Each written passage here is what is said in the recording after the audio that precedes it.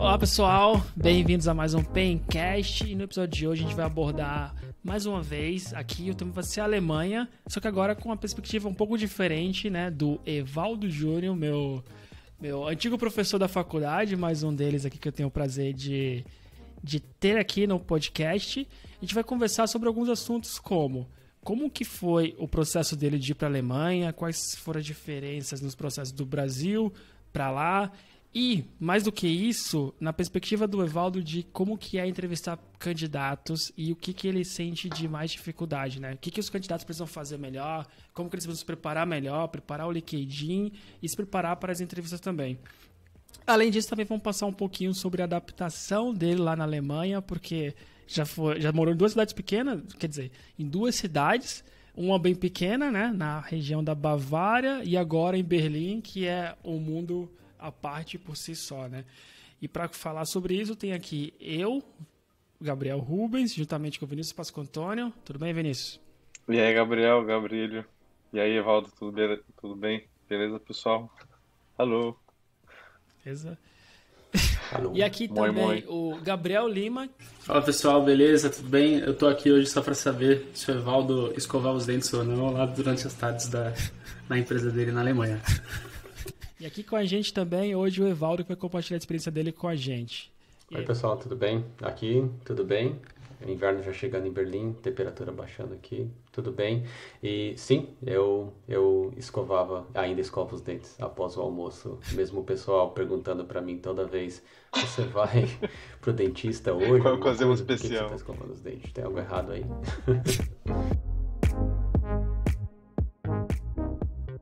Primeira coisa que eu queria falar, né?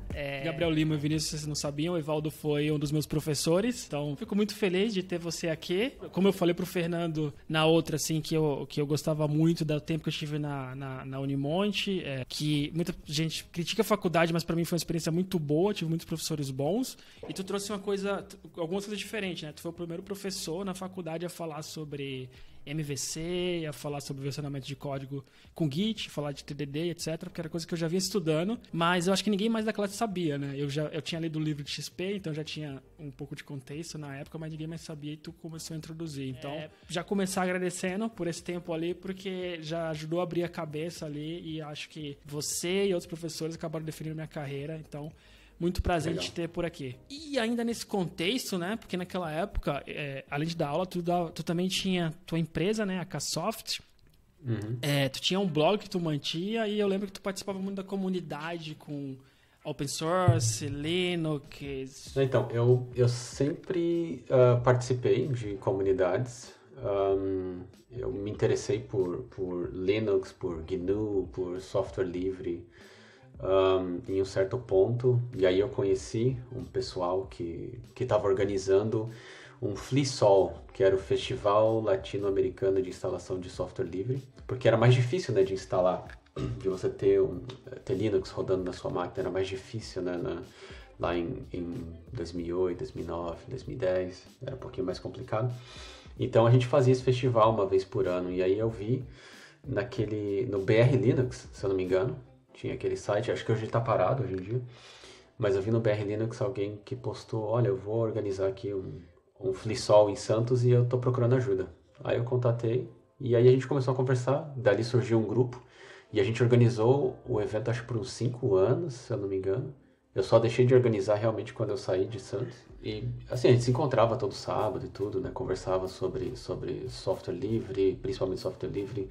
E assim, treinando e aprendendo, e um ensinando ao outro e tudo mais. E foi uma época bem legal, assim. Nessa época foi um pouco depois de eu terminar a faculdade, eu fiz uma pós-graduação, e após a pós-graduação eu tive esse convite para dar aulas lá na Unimonte. E eu acho que eu comecei exatamente como uma disciplina que era alguma coisa do tipo sistemas operacionais livres, alguma coisa assim. Ensinando Linux para o pessoal, aí depois de um semestre, como tinha dado certo, o pessoal falou, quer testar outras coisas, né? E aí eu entrei também com introdução à programação, e depois acho que tinha também uma outra disciplina que era para programação para web. E enquanto isso, eu também estava trabalhando na minha própria empresa, a Ksoft, lá na incubadora de Santos. A gente fez um processo lá na incubadora, a gente apresentou um plano de negócios, a gente foi aceito na incubadora e a gente tentou esse modelo de negócios, né?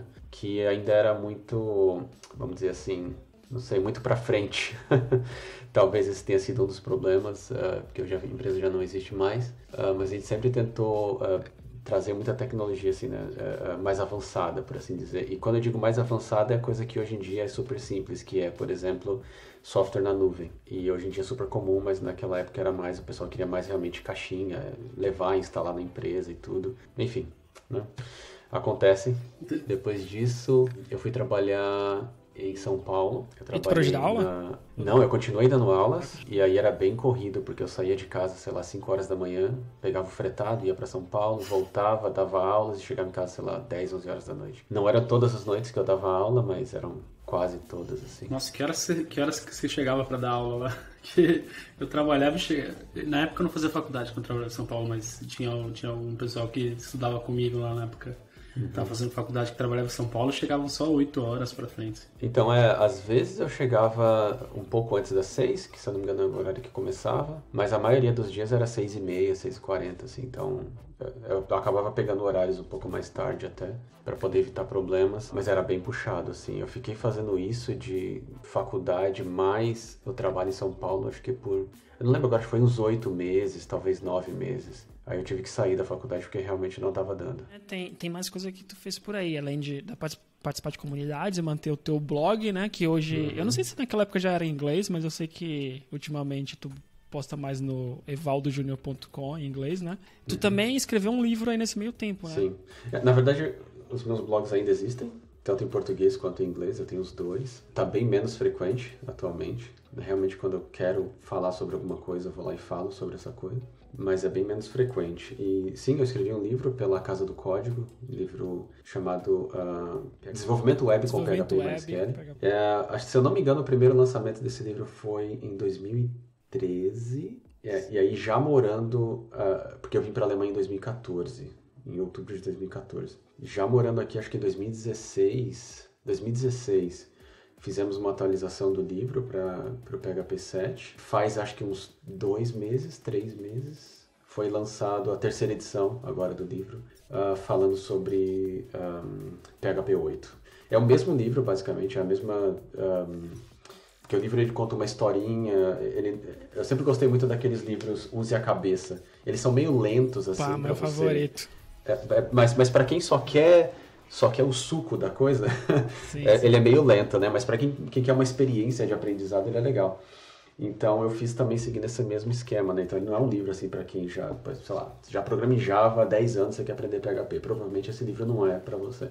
Agora, você está começando na carreira, quer aprender PHP, como que funciona a web, eu explico bastante sobre como funciona uma requisição, o que é um servidor, por que o banco de dados existe, esse tipo de coisa. E aí, eu fiz agora uma atualização, incluindo PHP 8, mas foram colocadas outras coisas ali também, como algumas atualizações no PHP e algumas outras coisas que eu achei interessante adicionar. O legal é que o livro começou acho que com 200 páginas, a segunda edição teve quase 300 e essa agora está com 400 e alguma coisa. A Casa do Código fez muita parte assim, do começo da minha carreira, os momentos que eu tava aprendendo pra caramba sobre design patterns. Lembro que eu li um livro de design patterns, arquitetura. Um outro sobre arquitetura, e alguns outros lá, né? Eles têm livros muito legais mesmo. Eu gosto da metodologia. E continuam atualizando sempre, né? Eu vi também o teu... Eu lembro quando tu lançou na época e eu voltei pra ver agora, né? E aí eu vi que tinha atualizado esse ano. Então isso também é bem legal, que continua atualizando. Sim. E tu mencionou aí o Use a Cabeça. Eu tenho boas lembranças com ele porque eu tentei aprender Java um pouco antes de ter na faculdade a matéria. Talvez até antes de entrar na faculdade, não lembro. E eu não entendia muito, né? O conceito de Java era muito complexo, esse esquema de classes, orientação a objeto, não fazia o menor sentido pra mim, assim. Por mais que eu achava que eu tinha entendido, depois eu via que eu não entendi, né? E aí Use a Cabeça foi, uma historinha, abstração. Tinha umas piadas, uns trocadilhos, né? Então, tinha poema no meio do livro, né? Sobre orientação a objeto. E essas coisinhas, assim, esses detalhes, essa abstração maior até, pra mim, que não tive contato nenhum com programação antes, foi muito bom, né? E... Legal. Uma coisa que eu achei bem interessante também foi que quando você começou a dar aula na faculdade, foi sobre uma matéria que você tava, assim, super por dentro, né? Que é uma das coisas que você tava defendendo a causa, estudando por trás e tal. Isso também deve ter te dado um gás a mais ali para começar a dar aula já de um assunto que você estava super à vontade. Não sei se é todo professor que consegue ter esse tipo de privilégio, né? De começar com matéria assim que gosta mesmo ali, né? Mas todas as disciplinas que eu peguei foram sempre coisas que eu realmente queria bastante, assim. Realmente eu estava bem, né, desenvolvimento web, né, próprio software livre, essas coisas. Então foi sempre coisas que eu gostava bastante de falar sobre, então dar aula era só natural. E aí tu foi trabalhar em São Paulo e se eu me lembro bem, antes de tu se mudar, tu tava na Dafit, né? Porque eu lembro que a Dafit tinha bastante destaque naquela época, assim, pelo menos entre os desenvolvedores, e aí eu vi que tu foi pra lá pelo LinkedIn, tu recebe as atualizações e eu pensei, caramba, que legal. E a Dafit foi a última empresa que tu foi antes de se mudar pra Alemanha, certo? Sim, foi. Legal. Eu passei lá 1 ano e 8 meses, eu acho, aprendi muito. Foi uma escola, assim. E tem muitos ex-colegas que se tornaram amigos, que eu ainda mantenho contato. Eu trouxe gente depois para trabalhar comigo, né, aqui na Alemanha, de lá da própria empresa.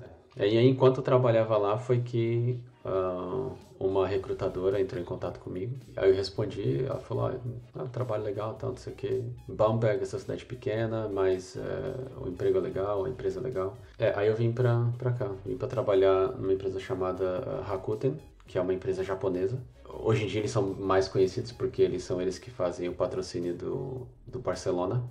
Então tá lá na camisa deles lá.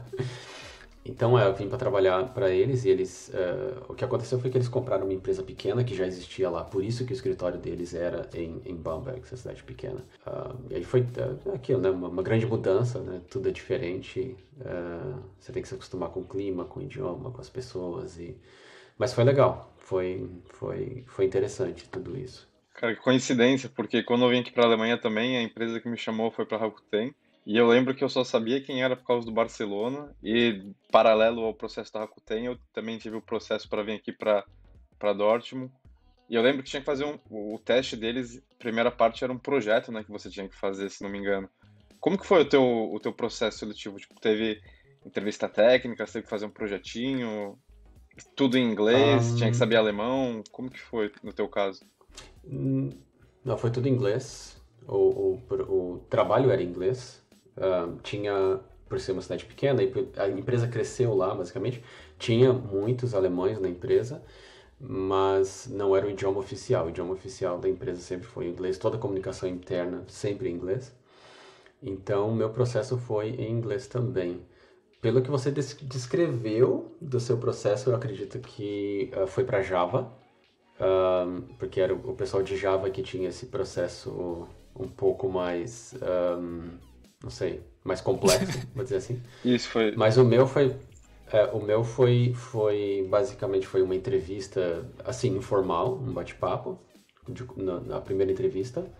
Depois teve uma sessão de código que foi online, então eu compartilhei minha tela e fiz. Mas foi, assim, era um problema para ser resolvido, era um problema de orientação a objeto, era uma coisa do tipo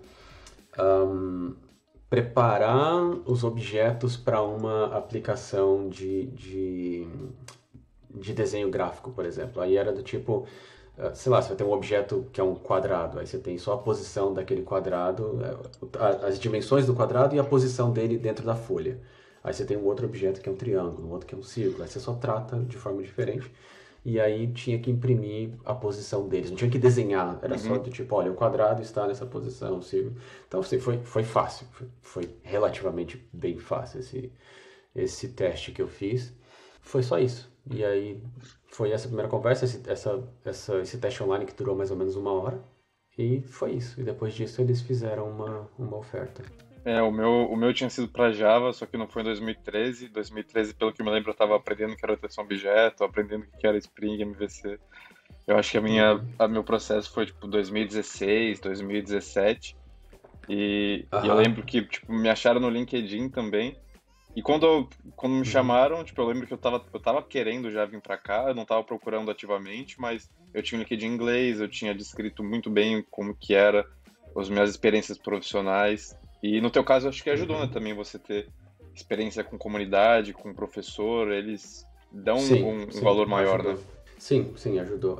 Eu sempre tive muito esse negócio de comunidade e palestrar, né, participar de eventos, essas coisas. Sempre tentei ser aceito para palestrar e tudo mais, então isso ajudou, sim.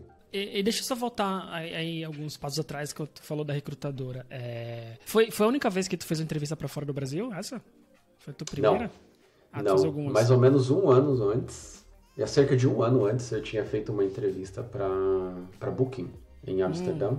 Tava bombando nessa época, né? Eu lembro que a galera foi pra Booking, tipo, por, sei lá, alguns anos seguidos. Isso que eu ia falar, acho que foi a época que eu mais ouvi falar da Booking, assim, né?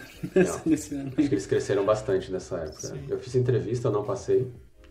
Eles eram bem mais focados em Perl, não sei se eles ainda usam Perl, mas eu não passei na entrevista com eles. Foi um ano antes, eu acho, dessa entrevista. Cara, pra achar alguém de Perl na época... Não sei se era uma coisa muito tradicional, assim, né? Comum de ser já, devia ser bem Não, rápido. eles estavam dispostos a ensinar, assim. Tanto que eu fiz os testes tudo em PHP na época. Ah, tá. Era mais voltado à estrutura de dados, algoritmo, tipo, pegada de entrevista pra Feng ou não? Era um projeto? Era mais assim. Era nesse esquema, Mais fundamento ali. Se tu não estuda, não se prepara, a gente não vê no dia a dia, né? É outra coisa. Não. Hoje em dia quer dizer, durante o meu tempo na Rakuten eu me tornei não só lead, mas também gerente, então eu contratava e tudo mais. Então eu nunca fui fã desses testes do tipo, sei lá, faça uma lista, agora inverte a lista, agora faz uma árvore binária, agora inverte, agora faz, sabe? Não, tem bibliotecas para isso, sabe? Então vamos fazer o seguinte, faz um cadastro disso, me mostra que você sabe fazer o que eu faço no dia a dia, porque é isso que eu quero que você... Exato. Então.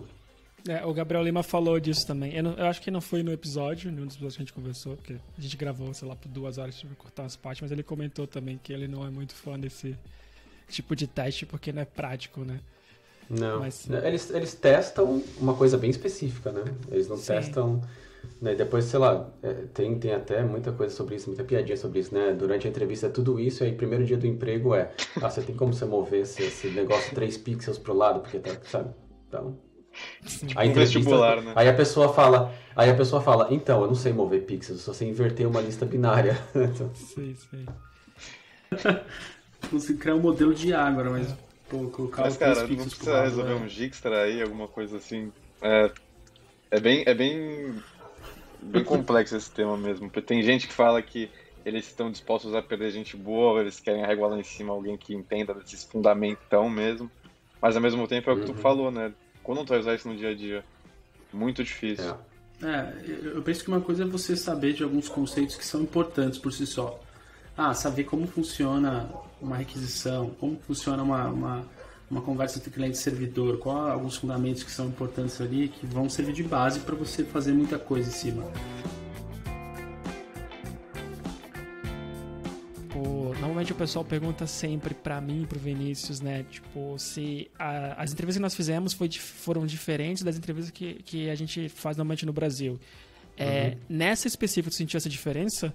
Então, é difícil de dizer, porque assim, eu fiz um estágio há muito tempo atrás, e para esse estágio eu não tive que fazer entrevista, né? Foi basicamente uma conversa e vamos ver no que dá, foi basicamente isso. E aí depois eu tive a minha empresa e quando eu fechei, que eu fui para a Dafit, foi a única entrevista que eu fiz. Eu tive uma indicação lá, então facilitou, claro, quando você indica, né? Já facilita. Mas o teste deles na época também era alguma coisa do tipo... Tinha umas perguntas assim, específicas sobre PHP, porque eles usavam PHP, não sei se ainda usam. Umas perguntas específicas, né, sobre classes e tudo mais, mas no final das contas o que foi o teste mesmo assim, foi uma conversa com um dos gerentes lá. E ele basicamente falou, olha, sei lá, você tem esse servidor aqui, você tem 1000 pessoas tentando acessar, como é que você faz? Aí eu falei sobre load balancer, falei sobre, né, vamos tentar deixar sem estado dentro do servidor, né, porque senão uma requisição vai para um, vai para outro, depois o outro não sabe o que é aquela requisição, esse tipo de coisa. Então aí, ok, passei, legal. E aí eu fiz essa outra da Booking, que foi um desastre para mim, porque eu não estava preparado. Não vou dizer que foi injusto ou alguma coisa, que eu realmente eu pensei que seria outra coisa. Não estava muito ligado em algoritmos específicos naquela época. E aí eu fiz essa da Rakuten, que foi esse orientação a objeto bem dia a dia, vamos dizer assim, bem dia a dia. E depois, eu não lembro de ter feito outras entrevistas, assim, porque eu acabei ficando na Rakuten por 6 anos. Durante esse tempo eu fiz, sim, algumas entrevistas, mas eu nunca tive uma intenção, assim, de sair. A entrevista era mais para ficar afiado, para poder saber como é que tá o mercado, esse tipo de coisa, né? Nunca tive muita intenção de sair. Então, eu não sei dizer se é muito diferente do que tem no Brasil. Então, e é legal tu falar tu falar sobre a entrevista da Booking que você não passou e você ficou frustrado, porque a gente conversa bastante com o pessoal e é uma coisa que a gente sempre fala, tipo, se você quer, por exemplo, se você quisesse trabalhar na Booking, o bom de você não ter passado é que você já sabia, beleza, não passei porque eu não sei estrutura de dados e algoritmo, eu vou focar nisso. Então, para quem tá aí querendo, tipo, uma vaga fora, uma vaga em uma empresa grande, ou uma vaga em alguma empresa X, aplica para vaga, você não vai passar, mas pede o feedback, vê o que você precisa e aí inverte seu tempo no que você realmente precisa aprender. Tenta pegar essas entrevistas que você não vai passar em todas, é normal. Só o Gabriel Lima passa em todas. Tenta pegar o que você não consegue aprender, ou que falta, e investe seu tempo, né? Que é um jeito de você poder crescer na carreira. Não ficar muito frustrado. As que não passam feedback, hein? As que não passam feedback Cara, as que não passam feedback são complicadas. É bem ruim mesmo. Eu já acho ruim as que não pedem feedback, sabe, assim, do processo. Eu gosto muito quando a empresa pergunta, pô, tu quer falar um pouco como foi o nosso processo? Tem empresa que não pede. E teve algo que eu queria muito dar alguns feedbacks pra eles, que eu achei muito ruim algumas coisas, mas não pediram. E aí já tô um ponto negativo. Sem eles pedirem. Mesmo sem pedirem? Mesmo sem pedirem, às vezes, assim, tipo, quando eu achei ruim, assim... eu tenho que falar, lógico, acho que da melhor maneira, assim, mas eu falar, ó, não sei se vocês vão considerar ou não, mas foi uma gostaria de ressaltar alguns pontos que eu achei que assim, se podiam melhorar. Sim. Não, faz sentido. Assim, sabe? Eu achei interessante essa parte do projeto, porque um dos projetos que eu fiz para entrar em uma das empresas que eu trabalhei, que eu achei que foi mais legal, foi a do Elo7, que justamente era muito nesse nível, assim. É um projetinho que todo mundo conhece lá, que quem já fez o processo do Elo7, né? Que era Explorando Marte o nome. E era bem em cima, assim, de posições de um explorador, um robô de Marte, como você posicionava ele numa matriz e como você movia ele. Então, você conseguia, através do movimento, dizer se ele conseguiu dar movimento para a esquerda ou não, para cima, para baixo. E o legal o problema era hiper simples, mas o que eles olhavam por trás era como você deixava aquilo orientado a objeto de verdade, sabe? Usar ele num ou não, como que era a conversa de cada mensagem, né? A mensagem que cada instância dava para outra ali, né? Então, essa sim talvez seja uma boa motivação para trazer uma prova que é conceitual, mas que vai ser realmente pro dia a dia, porque lá era muito assim, focado em, vamos tentar deixar um negócio super decente, reaproveitável, orientado a objeto de verdade, assim. Acho que você comentou desse seu projeto, você comentou que foi relativamente simples, mas talvez fosse o que eles precisassem ali na hora de saber se você conseguiria usar bem aqueles fundamentos ali, né? Mas é aquilo, né? Pra mim foi simples, de repente para outras pessoas teria sido um pouco mais complexo, né? E atualmente a gente está contratando, né, na empresa onde eu estou agora, a New Store, e eu sou, assim, claro, cada time é um time, né? Então no meu time a gente tem o nosso próprio, porque cada time aqui dentro dessa empresa é bem uma microempresa mesmo, né? Então nós temos nossos próprios processos, nós temos, não vem nada assim de cima do tipo, olha, você tem que fazer Scrum, você tem que fazer Kanban, você tem que fazer isso, você tem que fazer... Não, a gente decide, a gente se organiza, nós somos um time e nós decidimos como trabalhar, é assim. Então no nosso time, que eu posso falar, a gente tem um processo e o nosso teste é algo do tipo, olha, você tem um pedido, o pedido tem 3 itens e vai chegar da transportadora uma requisição dizendo, estou entregando o item A usando o pacote 1, 2, 3. E você tem que guardar isso. Porque se a transportadora falar, estou entregando o item A usando o pacote ABC, aí você fala, opa, peraí, você já entregou usando o pacote 1, 2, 3, então não pode mais. Então, tá vendo? É uma coisa bem dia a dia, né?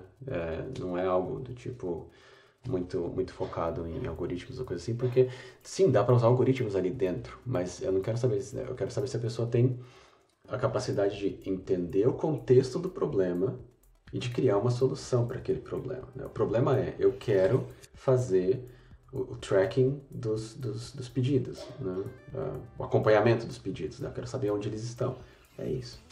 Entra muito o skill de problem solving aí, né? Que é um Sim. skill super em alta hoje em dia. Sabe, e aí, você sabe resolver esse problema sim ou não? Você consegue até analisar o comportamento mesmo assim, da pessoa durante aquele problema. Então, como é que ele vai pensar ali, quais são as formas que ele vai estruturar o código dele. Geralmente é bem aproveitável. Né? Sim. Eu vou aproveitar então que a gente tá falando muito dessa parte de entrevista, porque tu tem até lá no blog evaldojunior.com, né, uma parte que tu dá algumas dicas de entrevistas. Então convido todo mundo para poder ir lá e ler esse post, né? São dicas bem gerais, né? E aí eu queria pegar, mais especificamente na Alemanha, porque tu tá entrevistando uma galera, né? Então tu sabe o que... Não sei se tu tá agora, nesse momento, com o teu time, mas pelo menos na Hackle também. Então, na tua empresa anterior e na atual, tu tá entrevistado.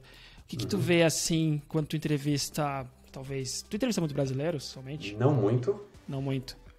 Já entrevistei Sim. alguns. Bom, é assim, aquele post, ele surgiu, na verdade, depois de muitas entrevistas frustradas, né? Uhum. Então, foi bem aquele negócio, tipo, eu vou reclamar pra alguém. Frustrado com os candidatos. Com os candidatos ou com os entrevistadores? Sim. Com os candidatos, frustrado legal. Isso. Algo do tipo, não sei, aparecer 15 minutos depois, sabe? Não faça isso, né? Ou então, eu já fiz entrevista, por exemplo, onde a pessoa estava andando na rua. Assim, se a pessoa me falar antes, olha, eu posso fazer a entrevista nesse dia, nesse horário, e o motivo que eu posso fazer nesse dia, nesse horário, é porque eu estarei indo do ponto A ao ponto B e eu vou estar caminhando por esse parque, leva 1 hora essa caminhada, e eu tenho que fazer isso nesse meu dia, então eu vou aproveitar esse momento para fazer a entrevista. Está tudo bem para você? Sim, está tudo bem para mim, vamos conversar, não tem problema nenhum. Agora, você vai fazer a entrevista e aí tá aquele barulho, carro, cachorro, não sei o que. Você fala, você tá em casa? Não, eu tive que sair, fazer alguma coisa. Poxa, você podia cancelar, você podia avisar que ia fazer alguma coisa, assim. Mas assim, eu já entrevistei gente do mundo inteiro. Já fiz muitas entrevistas. Quando eu tava na Rakuten, principalmente, porque passei 6 anos lá, né? E agora eu tô na New Store faz 10 meses. Aqui eu já fiz, eu acho, umas 10, 12 entrevistas, talvez. Mas lá eu perdi a conta. Lá eu perdi a conta, assim, foram muitas. Eu cheguei a contratar mais de 20 pessoas durante o tempo que eu estive lá. E para contratar uma, você precisa fazer umas 20 entrevistas. Sim. Então, foram muitas entrevistas, assim, muitas entrevistas. E aí esse post surgiu exatamente dessa minha frustração, né? Dessa coisa, tipo, olha, gente, se você quer um emprego, faça, né, se prepare. O mínimo possível, né? Algumas coisas óbvias, exatamente. Né? Chega a ignorar o ambiente. Então, mais tecnicamente, o que tu olha numa pessoa que se candidata para uma vaga normalmente? Quais são os básicos que tu deixaria de dica como complemento daquele post que as pessoas deveriam estudar para aplicar para uma vaga nas empresas que tu tem trabalhado? Bom, o melhor lugar para você ter tudo descrito certinho. Bom, você pode ter o seu próprio website, claro, com tudo bonitinho lá, e você fala, tá aqui o meu currículo. Ou você faz como todo mundo faz, que é tenha um LinkedIn. Atualiza o seu LinkedIn, deixa tudo bonitinho e descreve bem o seu LinkedIn. Então coloca lá, olha, eu trabalho com isso. Sei lá, o nome do meu cargo é programador PHP, programador Java, alguma coisa assim. Esse é o nome do seu cargo. Sou sênior, sou júnior, sou pleno, não sei, coloca lá. Mas tem um campo lá para descrever, assim, escreve tudo. Olha, no meu dia a dia eu faço isso, eu faço aquilo. Além de fazer Python, eu também cuido dos deploys. Então eu faço as pipelines aqui para deploy, eu cuido do GitHub, ou do GitLab, ou o que seja, Circle CI, não sei. Eu faço o deploy, eu faço isso, eu faço aquilo, eu escrevo teste. Então coloca tudo bonitinho lá. E se, é claro, a intenção é ir para fora, escreve tudo em inglês, porque é o idioma que todo mundo usa basicamente para trabalhar e para procurar no LinkedIn. Sim. O LinkedIn bem atualizadinho ajuda bastante. E aplica. Sim, Aplica, vai lá e aplica.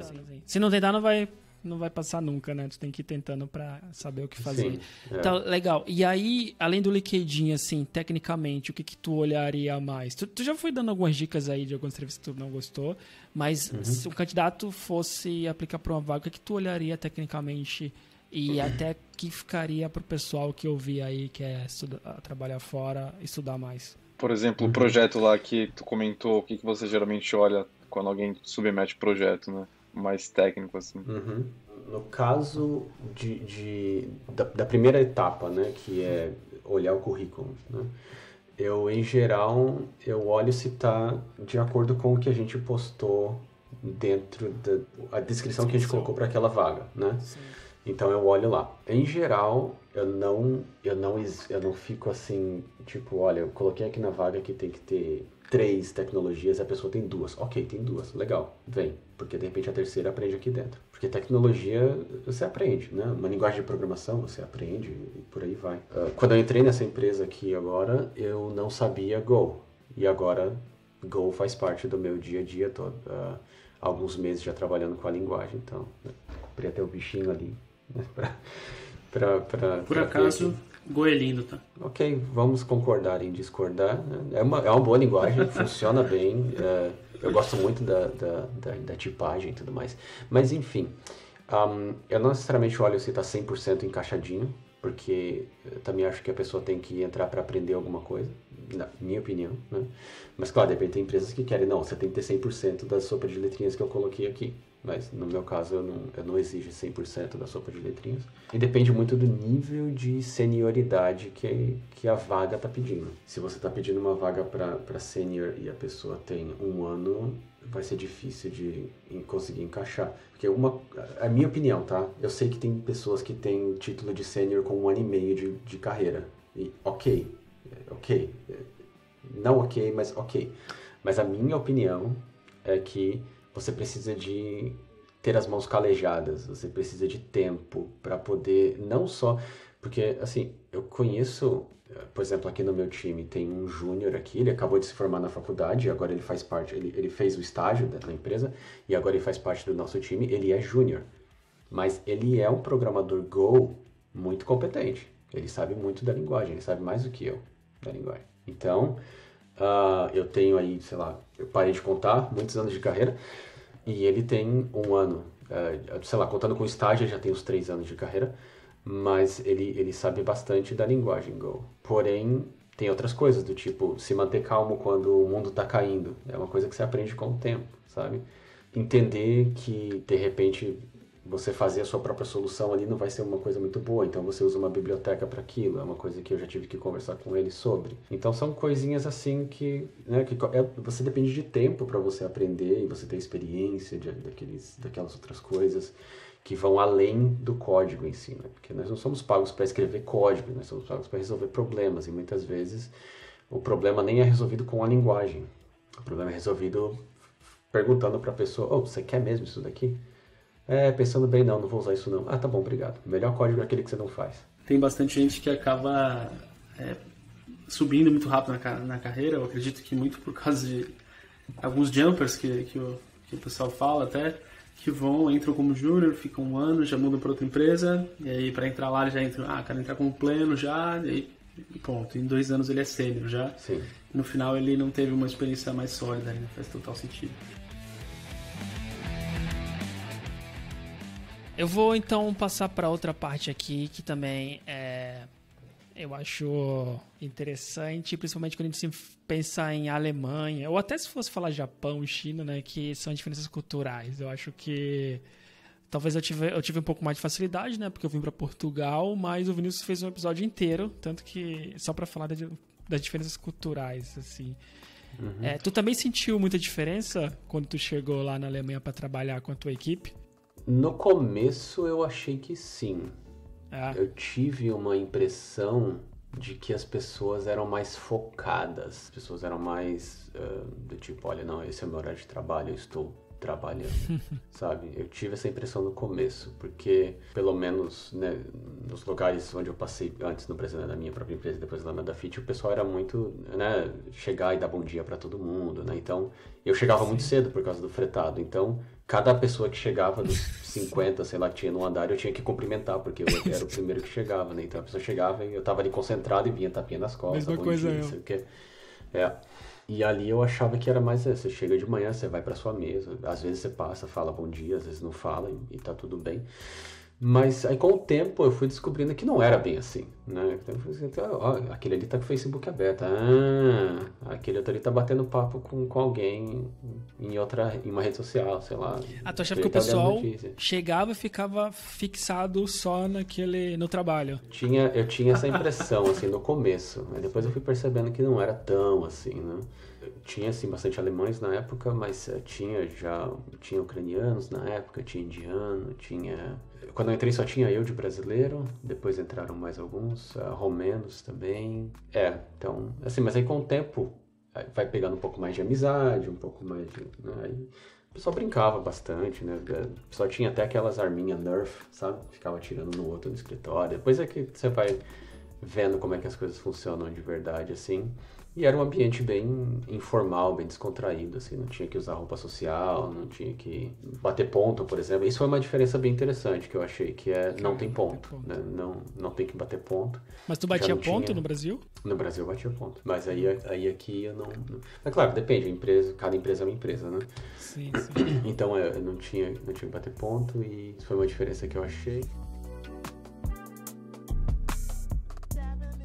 Tu tinha alguma expectativa quando tu foi mudar, assim? Eu penso em mim, quando eu vim pra Portugal, eu não tava muito ansioso, mas eu tinha algumas expectativas, né? Eu pensava, nossa, o pessoal vai ser mais sério, eu acho que a questão de horário também vai mudar. Tu tinha alguma expectativa, alguma imagem de como que seria o teu escritório na Alemanha? Eu tinha essa preconceito, né? Sim, conceito formado previamente, de que tudo seria muito mais sério, mais organizado, não sei o quê. Então, assim, tinha uma certa seriedade, sim, tinha uma certa organização, sim. Uma coisa que eu achei de bem diferente é que as pessoas que me gerenciavam na época também tinham formação em TI. Então, isso eu achei bem diferente, porque não era... Né, eu conseguia sentar com o meu gerente e falar para ele, olha, isso aqui tá complicado por causa disso, disso e daquilo, e ele entendia. Com o tempo isso pode ser uma faca de dois gumes, porque ao mesmo tempo também às vezes chega e fala, mas isso aqui é fácil, isso aqui eu sei fazer em meia hora. Eu falava, do seu jeito, de quem programou alguma coisa há 7 anos, era fácil de fazer mesmo. Agora hoje em dia, com nuvem, com não sei o que, é mais difícil, viu? Então, mas sim, eu tinha essa expectativa que seria tudo sério, diferente e tal. Mas, não sei se foi eu que me acostumei com a seriedade, eu não sei, mas, enfim. E uma coisa que eu senti muito quando eu vim pra cá, que eu até comentei com o Gabriel, com os Gabriéis, foi a questão dos alemães serem bem mais diretos. Tu chegou a sentir isso de, por exemplo, pô, tu pode me ajudar? Não posso, porque agora tô fazendo outra coisa e tá tudo bem. Porque no Brasil não é assim, né? No Brasil a gente sempre tem aquele jeitinho brasileiro, fala que consegue mesmo quando não consegue. Aqui não, se um cliente pede pra você, cara, Vinícius, eu preciso de uma tarefa pra próxima semana. Não dá pra fazer, esse prazo não dá, tem que fazer daqui a um mês. O Gêner fez que foi até pro ar hoje, né? Hoje é dia 10 de novembro, que ele conta que no Canadá foi a mesma coisa. O pessoal foi bem mais direto do que no Brasil, em Quebec, né? Que ele até conta que não sabe se nas outras regiões são assim. Então, talvez, acho que parece que o resto do mundo, né, é mais direto do que a gente. Então o resto do mundo que tá errado. A gente tá certo. Sim, eu achei sim, o pessoal bem mais direto. E uma coisa que eu gostava quando eu comecei era que, por exemplo, vamos ter reunião às 3 para falar de não sei o quê. E a reunião tem hora para começar e hora para acabar. É das 3 às 3:30. Eu lembro que o pessoal chegava na sala às 3, começava a falar sobre o assunto. E às 3:30, se não tivesse terminado ainda o assunto, olha, gente, acabou o tempo da reunião, a gente vai ter que marcar outra para poder continuar, porque agora, sei lá, você tem que usar seu tempo para fazer outra coisa. A não ser que fosse alguma coisa muito urgente, tal, que tivesse que continuar lá arrastando e resolvendo. Mas eu lembro que no começo era bem assim mesmo, era bem, a reunião tem hora pra começar, hora pra terminar, e ninguém ficava muito de papinho, assim, antes da reunião, do tipo, e a reunião só vai começar às 3:15, sabe? Aí vai acabar às 5 horas, não sei o quê. Então eu gostava bastante disso, eu me acostumei bastante. Acho que a maioria das empresas, assim, pelo menos fico feliz de que as 2 últimas que eu passei aqui no Brasil tem bastante dessa mentalidade, assim, Talvez não de não fazer aquele quebra-gelo no começo da reunião, mas são bem pontuais, assim, no sentido de 3 horas, vamos lá, vamos começar. No máximo dá 2 minutos, 3 minutos ali para alguém entrar e já começa a trocar ideia e respeita o final das reuniões também, né?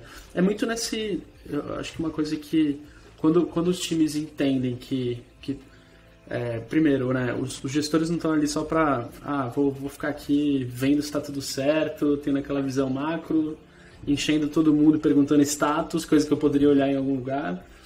Quando entende que não, o gestor está ali por um motivo, que vai trazer de verdade valor para o dia a dia, até as reuniões de gestores mesmo começam a ser mais também olhadas com calma ali, né? Você fala, não vou desperdiçar ali, não vou marcar 3 horas só porque só tem gestor ali, vamos supor. E acho que isso é um ponto super positivo que eu acredito que algumas empresas brasileiras também já estão começando a fazer bastante. Sim. Mas uma coisa, assim, porque o small talk, ele é onde você cria vários laços, né? Vocês não sentem essa diferença, não? Tipo, o Evaldo e até o Vinícius. Eu ia falar isso. Assim, eu não consigo falar se eu prefiro do jeito que a gente faz no Brasil ou na Alemanha. Eu acho que o meio termo era o ideal. A gente não tem aquele quebra-gelo. Pô, e aí o jogo como foi? E você vê que o teu colega gosta de futebol, você começa a falar sobre isso. Ou na Copa você vai pegar um café, alguma coisa que já tem um assunto para puxar. Ao mesmo tempo, é muito mais direto e pro trabalho é melhor. Rende, eles meio que respeitam e valorizam o tempo da outra pessoa, né? O Evaldo está mais tempo aqui, eu acho que ele pode falar melhor. Então, que nem eu falei, no começo Tu sentia, assim, né? Sim. Com o passar do tempo e conhecendo melhor as pessoas, sei que lá, o small talk foi passando a acontecer, a rádio peão foi passando a acontecer, a fofoquinha aqui e ali, essas coisas. Eles falam também, chamam de canto pra falar, você viu fulano, não sei o que, então assim... Tu só não estava integrado nela. É isso. Eu só não tava... Justamente, eu ainda tava de fora. Eles ainda estavam falando de mim. Quando eu já entrei, viu o brasileiro escovando o dente no banheiro? Daqui a pouco ele vai lavar a mão depois de sair do banheiro. Deixa. Não, isso que eu ia perguntar, porque eu ia falar, se você tem alguém, sei lá, não é possível que você tenha alguém que já fez uma amizade ali na Alemanha, que seja um alemão, e você fez uma amizade e chegou numa reunião, você não vira para um amigo seu lá, Vinícius, sei lá, no trabalho e pergunta do jogo assim no começo de uma reunião? Não dá, nem que seja uma pessoa mais próxima. Os caras, eles... É meio que interno, eles meio que ficam falando por sinais, eles respeitam mesmo. E aí depois acaba a reunião, eles ficam na reunião conversando, mas durante a reunião eles têm meio que os processos e eles se respeitam. Eles marcam reunião pra falar dos outros, que aí a gente vai sair pra beber ou pra comer hambúrguer. Tem esses encontros pra isso. Eu acho que você tinha que mudar pra empresa do Evaldo, cara, pra poder fofocar e falar mal dos outros lá. Não, eu já deixei, eu já vou mandar o meu currículo pra ele aqui no e-mail, depois você me passa o e-mail, Evaldo. Eu te mando o currículo, tô com o B2 aqui, Sim. alemão. Onde eu estou atualmente, né, a gente não usa alemão, o inglês também é o idioma. Ah, não, temos alemães no nosso time, no meu time tem alemães. E de vez em quando tô só eu e um alemão, ou 2, assim, a gente fala um pouco em alemão também. Mas, no geral, é inglês. Porque no meu time atualmente tem eu sou brasileiro, né? Aí tem 2 espanhóis, 4 alemães, mas 2 são estagiários. Então, são 2 alemães... 2 espanhóis e tem eu. Eu ia perguntar pra tu justamente sobre isso, porque pra mim foi uma coisa que eu senti, que por eu fui o primeiro estrangeiro da minha empresa e só tinha alemão. Então eles continuavam falando alemão entre eles não se esforçavam pra falar inglês quando eu tava perto, por mais que eles soubessem falar inglês. E hoje em dia eu consigo me comunicar alemão, mas tem outros funcionários também que não sabem e continuam, eles não se esforçam pra falar inglês. A gente vai almoçar, tem um cara que não fala alemão, eles não pensam nele e continuam falando em alemão e meio que não é culpa minha. Eu ia perguntar se tu passou por isso também, mas pelo visto foi mais tranquila a integração, né? Porque já quando eu comecei lá em Bamberg ainda, o time já era bem internacional, né? E eu lembro que quando eu tinha que ir para os outros andares, assim, conversar com outros times, por exemplo, atendimento ao cliente ou o pessoal do financeiro, lá era basicamente eram só alemães, né? Porque atendimento ao cliente, você tem que falar alemão. E o pessoal do financeiro, né? Lidando lá com impostos e tudo mais. Então, eles também eram só alemão. Então, com eles, eu tinha que, às vezes, usar um pouco mais do alemão. Mas, no geral, era inglês mesmo. Eu só usava alemão com quem realmente enrolava muito, assim, no inglês. Então, não conseguia mesmo. Porque, para essas áreas, não era exigido o inglês. Então eu acabava usando um pouco de alemão já lá com eles. E na cidade em si, né? Porque a cidade é pequena, então lá eu tive casos de ir em algum lugar assim, tentar falar inglês logo no começo e não dava. Então eu tinha que fazer mímica e tudo mais antes de aprender. Tu começou a estudar alemão aí formalmente? Sim. É. Aconteceu uma coisa assim, relativamente, sei lá, engraçada, não sei. Mas uns 8 meses antes de surgir a oportunidade, antes de me contratarem, a minha esposa se interessou pelo idioma. Não me pergunte por quê. Ela se interessou, ela comprou um livro, começou a aprender um pouco de alemão assim por conta. Mas por curiosidade também. E aí quando a gente veio, aí ela fez o curso assim numa escola, ela ia todos os dias para a escola para poder fazer o curso de alemão, depois o curso de integração. E eu fazia na empresa uma vez por semana, que a empresa pagava, e ia a professora lá, a gente fazia durante o horário de trabalho, fazia 1 hora e meia de aula por semana. E aí eu estudei com essa professora e depois eu fiz a prova pro B1. Pro B1, mas já faz, sei lá, 5 anos, não sei. Fiz a prova pro B1, aí eu passei. E aí a brincadeira lá com os alemães era que eu era o único certificado falante de alemão, e não eles. Então eu era o único que tinha certificado. E depois o resto, sim, foi realmente usando no dia a dia, né? A gente realmente teve que aprender bastante lá, principalmente. Porque depois eu tive uma filha, né, aqui na Alemanha. Ela tá com quase 4 anos agora. E o processo foi todo em alemão, assim, durante a gravidez, todo pré-natal, e ir na ginecologista e fazer todo o processo. Foi tudo em inglês, desculpa, tudo em alemão. Tudo em alemão, pois, a hora do parto e tudo mais, foi tudo em alemão, mais. Então. Parte burocrática de saúde, assim, é o que, pra mim, quando eu penso em Alemanha, Rússia, China, assim, é o que me dá medo, pensando em morar, né? Acho que nem tanto dia a dia pedir comida, porque aí tu aprende, se vira, mas quando tu pensa na parte burocrática, assinar um contrato, ter filhos, acho que complica mais. Complica. Mas é o que te força a aprender o idioma. E tu se adaptou bem à culinária aqui, alemã? Eu falo isso, eu falei isso pro pessoal, tipo, eu aprendi a cozinhar aqui na Alemanha, porque chegou uma hora que eu não queria mais comer Currywurst ou pizza e comida meio que pronta. Quando eu me mudei pra cá, hoje eu estou em Berlim, né? Faz quase 2 anos que eu estou em Berlim. Eu vim um pouco antes da pandemia. Mas antes eu morei nessa cidade pequena, 70 mil habitantes só. Bamberg, é o nome, e fica em português se fala Baviera. Ou é a Baviera? É Bavária, vocês estão falando do começo? É Bayern. Me localizei. É onde o Lewandowski joga ali, aqueles lados. Enfim, é em Bayern. Lá, por exemplo, lá você não fala assim, é um restaurante típico alemão, não sei o que. Não, é restaurante. O nome é restaurante. Porque é o que tem lá, né? Então, assim, tem muita batata, tem muito porco, tem muita cerveja. E, sim, eu gostava bastante, assim, das comidas de lá. Eu me acostumei, eu gostava bastante de comer. Acabou me dando alguns problemas alguns anos depois. Então, tive que parar um pouco de comer essas coisas. Mas aí depois de mudar para Berlim, agora a nova paixão é a comida vietnamita, porque aqui em Berlim tem muito restaurante vietnamita e a barato, comida né? E a comida é muito boa. Nos que eu vou não é tão... assim, tem os de rua, tem, né, 3 euros, prato gigante. Mas eu gosto bastante, assim, minha esposa, minha filha agora também já está começando a se aventurar ali, então a gente gosta bastante desse tipo de comida asiática. E em Berlim tem muita comida asiática. E é difícil aqui em Berlim de você achar comida alemã.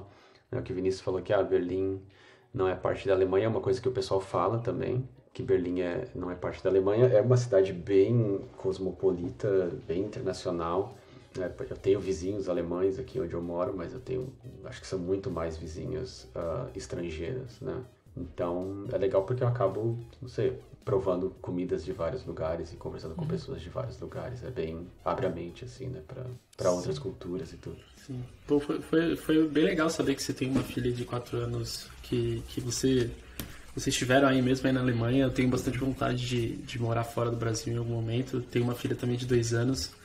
E acho que é um dos meus medos, assim, hoje em dia, é pensar como vai ser pra ela. Eu sei que a adaptação dela seria muito mais fácil que a nossa, até, principalmente de língua. Mas de tudo que ela precisa, assim, sabe? Comida e tudo mais, acho que é um dos sustos que eu vou tomar, assim. Mas é legal saber que você já tá vivenciando isso e acredito que tá sendo bem positivo, né? Pra você estar aí até hoje. Assim, gente, eu ouvi alguns episódios, né, do podcast, então eu sei que é muito fácil pintar que morar fora é lindo, é maravilhoso, não sei o que, mas assim, não é. É vida como em qualquer outro lugar, então assim, tem problemas, né, tem gente ruim, tem gente boa, e você tem que se adaptar e tudo mais. Você tem sempre aquela sensação de, peraí, eu não pertenço aqui. Mas aí, no meu caso, né, que já tô aqui há um tempo já, então quando eu visito o Brasil, eu também fico com uma sensação de, peraí, será que eu ainda pertenço aqui?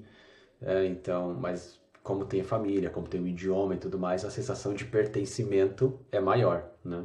Aqui a sensação de pertencimento é menor, né? Não sei, se no Brasil você fala, conversando com as pessoas, você faz uma piada sei lá, do Chapolin, do Castelo Rá-Tim-Bum, dessas coisas que a gente assistia, exato. As pessoas entendem, sabe? E aqui você não tem essa carga cultural para poder conversar com as pessoas, é um pouco diferente, né? Então você acaba falando mais sobre, sei lá, filmes americanos dos anos 90, sabe? Que você assistiu e por um acaso eles assistiram também, então é o que acaba ligando, assim. Eu não sei quem foi que falou isso, mas é uma frase do tipo... morar no Brasil é muito ruim, mas é bom. Morar fora é muito bom, mas é ruim, sabe? É uma coisa desse tipo, assim. Eu acho que o que complica mesmo é a parte burocrática, quando você tem que conversar com a prefeitura, com o escritório de estrangeiros, essas coisas, é quando você realmente sente essas coisas e, sei lá, médico, essas coisas também é um pouco mais complicado. Em Berlim... você tem opções do tipo médicos que falam português e esse tipo de coisa, né? Então, eu tenho vizinhos brasileiros aqui que pediatra dos filhos não sei se é brasileira ou ela fala português, é algo assim. Mas assim, é 1h30 de trem daqui, então, enquanto a pediatra da minha filha é aqui na esquina, acho que a gente achou uma pediatra na esquina, ela só fala alemão, ela fala inglês também, mas a gente só se comunica em alemão, mas é aqui na esquina, então quando minha filha tá doente eu pego ela no colo e 10 minutos de caminhada estou, né, ali, não preciso pegar trem, não preciso pegar nada. Então são opções assim que você tem que fazer, né? A comunicação é um pouco mais difícil, eu tenho que me preparar um pouco antes, né, e pensar, peraí, como é que é o nome disso daqui em alemão, né? Que eu falo isso eu também tenho que fazer aqui. Quando eu vou no médico, então, assim... É os momentos de terror, assim, da linguagem pra mim, porque eu falo, como que eu vou falar isso? Eu vou no Google, tipo, aqui em Portugal às vezes, porque muda algumas palavrinhas, né? E aí eu fico, pô, eu não quero na frente do médico não saber o que falar. Eu vou no Google, ou farmácia também comprar remédios, tem que sempre ir no Google antes, eu sempre pesquiso como que é, sei lá, encanador. Uma vez tive problema aqui, encanador não é encanador aqui, sabe? É picheleiro. Então tava eu lá no Google.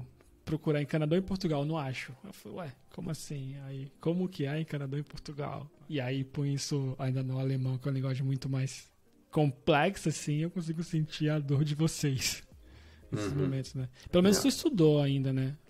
Tu e o Vinícius estudou, porque senão seria bem mais complicado, né? Viver aí, tipo, fora do trabalho, né? A vida pessoal. Mas assim, sim, eu fazia as aulas, né, e tudo mais, mas eu acho que por exemplo, eu nunca fiz, para não falar que eu nunca fiz, eu fiz um curso de inglês, mas eu fiquei nesse curso por, sei lá, 2 meses, 3 meses, assim, eu vi que não era pra mim. Eu aprendi inglês mesmo, de verdade, foi jogando videogame, porque eu queria entender a história que estava acontecendo, então eu entendi ali, eu aprendi inglês basicamente com videogame, com música e no open source também, mais. né? Com open source, projeto de código aberto, tem muita coisa em inglês. Sim, ajudava também, Mas eu digo assim, interagir com o pessoal. Um pouco antes ainda da questão de TI entrar na minha vida, né? Eu já gostava muito de videogame, então foi basicamente, eu aprendi inglês ali, né? Porque te força a ler, entender as coisas e a tomar uma ação, né? Às vezes você tem que fazer alguma coisa. E rápido. Mais, então foi assim que eu aprendi. E aí o alemão, sim, as aulas ajudaram bastante, mas o que ajuda mesmo é o dia a dia, é você ouvir música, é você... Se você tem um vizinho, se você tem um colega, é falar com eles em alemão. Isso aí, se eles mudam para inglês porque eles acham que você tem dificuldade, você tem que falar, não, espera aí, por favor, vamos continuar em alemão, porque eu quero aprender, eu quero praticar. E aí, se o seu colega tiver com paciência de te ensinar e tudo mais. Mas, e de resto, assim, acho que pra mim, eu não pretendo fazer outras provas para B2, C1, essas coisas eu não pretendo. O que eu faço é eu continuo estudando todos os dias. Eu faço Duolingo. Muita gente fala Duolingo, não sei o quê, mas eu faço Duolingo todos os dias. Ainda estou com uma ofensiva de 1090 dias, alguma coisa assim. Então eu faço todos os dias ali, são uns 10 minutinhos, que é só para refrescar mesmo a memória, algumas palavras e tudo. Mas eu tenho certeza, e eu já aceitei isso, que eu falo errado. Algumas coisas eu falo errado, eu uso o artigo errado, eu uso alguma coisa errada. E aí quando eu aprendo, eu passo a usar certo. Mas enquanto eu não aprendo, eu já aceitei que eu vou usando errado, até que alguém me corrija, ou então até que eu leia em algum lugar, ou até que alguma coisa assim. Agora, se ficar com vergonha de usar o idioma, porque eu vou falar errado, então não vou usar, aí você acaba não aprendendo. Então, questão de idiomas tem que usar mesmo. Eu me identifico muito com isso que tu tá falando, Evaldo, porque foi realmente exatamente o que aconteceu comigo também. Mesma coisa, professora particular no trabalho, porque ou eu trabalhava ou eu estudava. O que acontece é que quando o pessoal vem para a Alemanha, o caminho normal, geralmente, é você aprender alemão, aí você tem curso de integração, então você só usa o seu tempo para estudar, você consegue aprender gramática, do A1, A2, B1, B2, você tem uma formação melhor. Acho que o teu caso deve ter sido parecido com o meu, a gente foi aprendendo on the fly ali, na demanda, e é aquilo, tu vai falar errado, tem que saber que você tá falando errado, não tem que ter vergonha, e o que tu falou, cara, é o melhor conselho que tu pode dar, você tem que ter contato com o idioma. O que me ajudou bastante quando eu vim pra cá, com a questão de pertencimento e a questão do idioma, foi que eu me juntei num time de futebol. E ninguém fala inglês, só alemão. Então, primeiro que fazer amizade, tem muito... Eles têm um conceito aqui na Alemanha que são os clubes, são as Vereine. Então tem clube de foto, clube de comida, clube de... Do que tu imaginar, tem clube que as pessoas com o mesmo interesse se juntam para trabalhar ou para falar sobre aquele assunto. Então, uma dica para quem quiser vir para cá ou quem estiver aqui, procura um clube de alguma coisa que você goste e esteja em contato com o idioma. Minha professora falava isso. Escuta o rádio em alemão, tenta ver uma série em alemão, escuta a música em alemão. E é aquilo, aprender palavra, aprender palavra, aprender palavra. Eu tenho o B2, mas foi mais decorar, porque na verdade eu aprendi, tipo, eu não fiz o A1 e o A2, eu comecei pelo B1, e aí eu aprendi porque os caras do meu trabalho falavam só em alemão entre eles, e não tinha, era ou eu aprendia ou eu não aprendia. Não tem muito o que fazer, né? É aprender palavras, dedicar e querer aprender também, né? Sim, Aí o que eu faço hoje claro, isso foi quando eu mudei pra cá ainda, eu mudei o idioma do meu celular pra alemão também, né? Quando eu tenho que mexer em algum menu, alguma configuração, é tudo em alemão, ajuda. Hoje em dia, alguns jogos eu tento jogar em alemão, quando eu tenho tempo, quando, né, ter uma criança consome muito tempo, né? Assistir muito legal. É muito, muito legal, mas realmente é bastante tempo, né? Que hoje em dia eu penso, nossa, o que eu fazia antes? Eu não lembro o que eu fazia antes, porque agora todo o meu tempo parece que vai pra ela, né? E é fantástico, mas ao mesmo tempo onde que está o meu tempo, né? E tua filha também conversa em alemão? Ela fala, é assim, a gente tem uma história que é interessante, é engraçada, eu não sei como é que dá pra encaixar isso, mas o que acontece quando ela tinha, acho que 1 ano, alguma coisa assim, a gente ouviu falar sobre uma técnica chamada One Parent, One Language. Sim, conheço. Sim, tô ligado. Então, o que acontece? Eu passei a falar só inglês com ela e minha esposa só português. E a gente ficou nessa por 1 ano e meio, mais ou menos, assim. E aí, graças a isso, ela falava já português e inglês. Então ela aprendeu bem, ela consegue se comunicar nos 2 idiomas. E foi engraçado porque quando a gente mudou para Berlim, aí conheceu outras crianças de outros países que por um acaso também falam inglês, então ela já conseguia se comunicar com essas crianças e brincar e tudo mais. E aí, quando ela foi entrar para Kita, que é a creche. A creche, né? Quando ela... exatamente. Quando ela foi entrar pra Kita, aí a gente pensou, peraí, agora ela vai ficar com 3, né? Acho que talvez seja muita coisa. Então, vamos mudar. Vamos ficar só em português em casa, porque em inglês ela já tem o suficiente. Já conversa com as outras crianças, já tá bom. E aí ela entrou pra Kita e lá ela começou a aprender alemão. Ela já tá lá faz 1 ano e pouco. Tudo bem que tem pandemia, aí fecha aqui, abre aqui, passa 3 meses em casa, né? Então não é sempre que ela foi, mas ela fala. Só que agora ela, com quase 4, ela já tá bem mais consciente do que é um idioma, porque as pessoas falam com idiomas diferentes e tudo mais. Ela entende quando passa alguém na rua falando um idioma que não seja um dos 3, e ela fala, peraí, esse não é um dos 3 que eu conheço, o que é esse, né? Aí eu falo, sei lá, isso é russo, inveja. sei lá, isso é... Eu queria ter esse problema. E aí ela aprendeu alemão, mas assim, às vezes em casa ela quer. Aí a gente fala um pouco de alemão com ela, mas às vezes eu tento falar alemão com ela e ela fala, ei, não, a gente fala português. Eu falo, tá bom, português. Ou então, às vezes eu vou falar alguma coisa com ela em inglês e ela fala, por que você tá falando inglês? Eu falo, pra gente praticar um pouco. Ela fala, tá bom, só um pouco. Ou então ela fala, não, eu quero falar português hoje. Eu falo, tá bom, hoje é português, então. Pois é, então assim, ela acaba falando, ela fala os 3 idiomas, português é o mais forte dela, ela fala bem já português, e inglês ela se comunica bem, não é perfeito, claro, ela é uma criança, e o alemão ela tá aprendendo bem também lá na Kita, e ela se comunica bem já, a professora fala que consegue entender ela melhor do que algumas crianças alemãs, acho engraçado isso.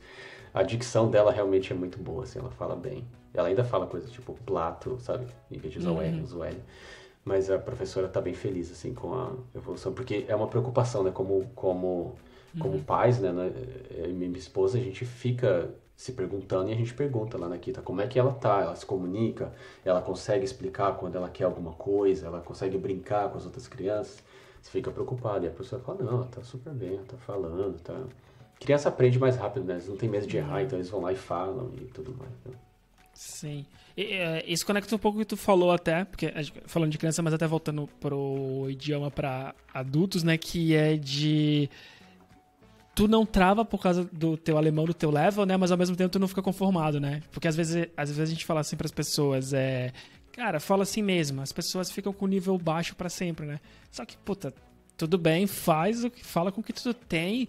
Mas tenta aprender. Se tu ouvir alguém falar uma frase, né, corretamente, tenta anotar. Sei que eu sou a melhor pessoa pra falar, que eu repito os mesmos erros. Não sei, minha mina, professora de inglês, coitada, sofre comigo, né? Porque eu repito os mesmos erros desde que a gente tá junto. Mas pelo menos eu tento. Só, tá vendo, tô tentando da forma mais efetiva, né? Porque se tu se conformar, que é o pior, né?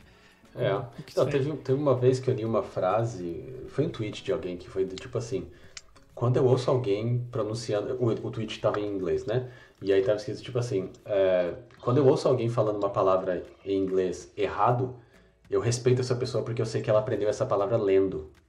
Ou seja, ela não cresceu com o idioma, né? Então ela aprendeu essa palavra lendo. Então tem que respeitar que essa pessoa pelo menos tá ali e tá falando.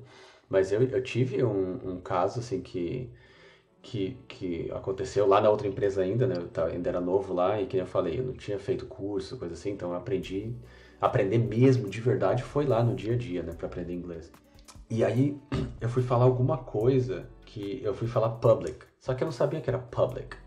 E aí pra mim o U tem som de U. Então você imagina, em vez de falar public, eu falei public. E aí o pessoal ficou me zoando que eu falei pubic, sabe? Da região pública. E aí o pessoal me colocou o apelido lá e ficava me chamando de pubic o tempo todo e tal. Isso ficou uns 2-3 meses. Então assim, public é uma palavra que eu não erro mais. Né? Mas aconteceu. Eu tenho outras que eu erro. Pelo menos eu errei começando em casa, que é de tentar falar olho e falar bunda, né? S. Volta e meia eu falo as paradas assim, mas eu errei vários nessa parte sexual.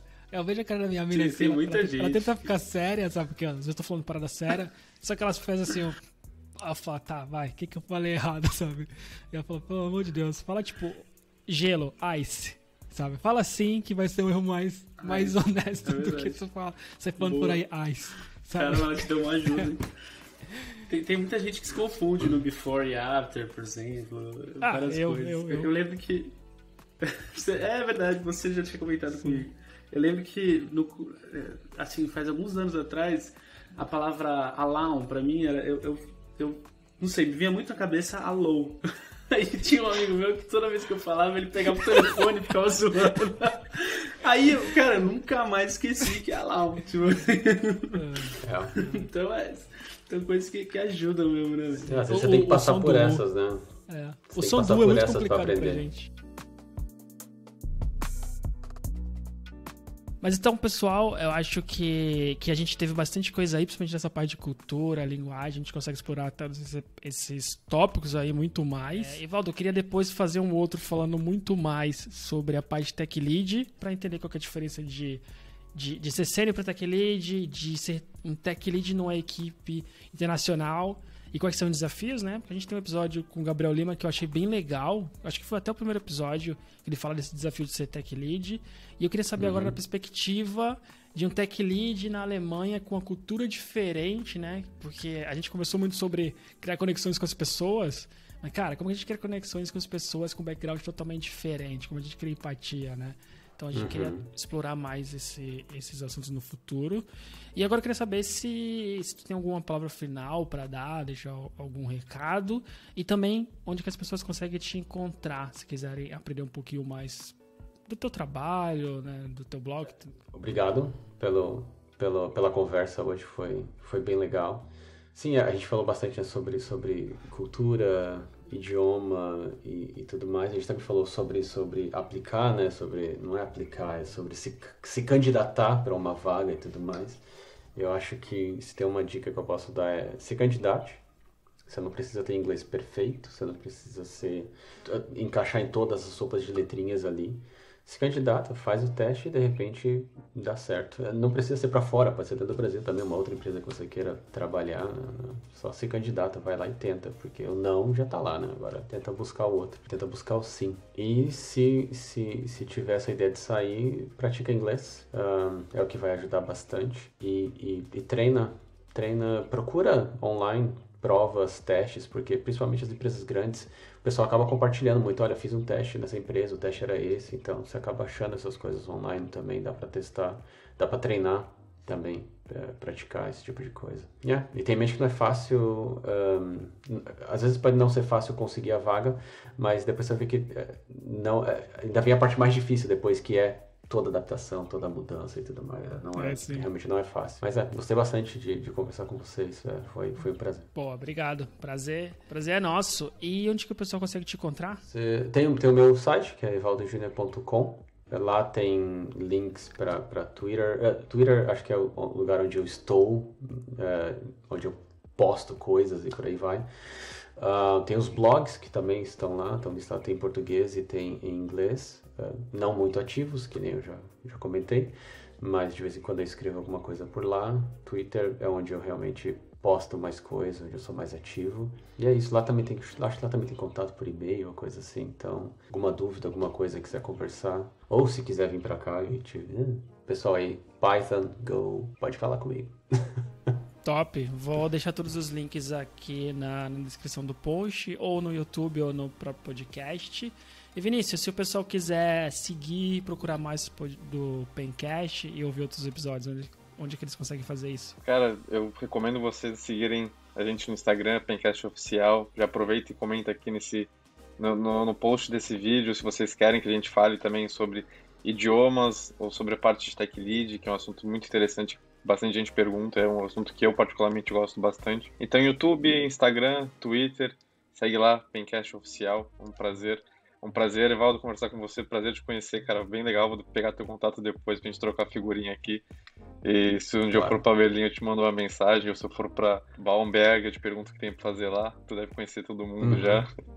Prazerzão de conversar com você. Valeu aí, pessoal, Gabriel, Guima, Gabriel, Rubens também. Valeu, pessoal, até mais.